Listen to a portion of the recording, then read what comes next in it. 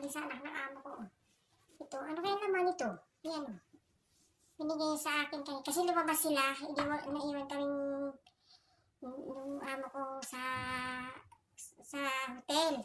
Lumabas sila namili. Tapos pagbalik niya, may binigay sa akin regalo. Hindi ko lang alam kung ano kaya ito. Buksan ko. Tingnan natin kung ano ang laman ito. Ayan nga. Madala pa niya oh. Paper bag niya oh. Ayan guys.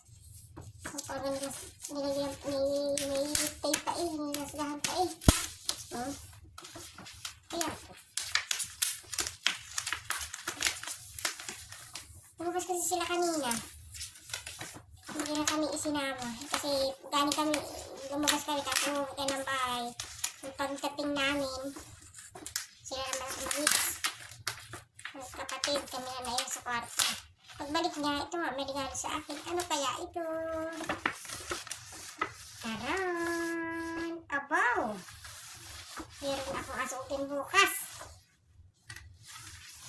Susuotin ko to bukas. Ito na po. Kayo. Aba! Ito yung regalo pala sa akin, oh. Yan.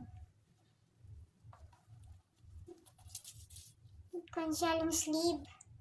Ganda siya, guys. Suotin ko ito bukas. Damit ko malambot siya, oh. Magkano kaya ito?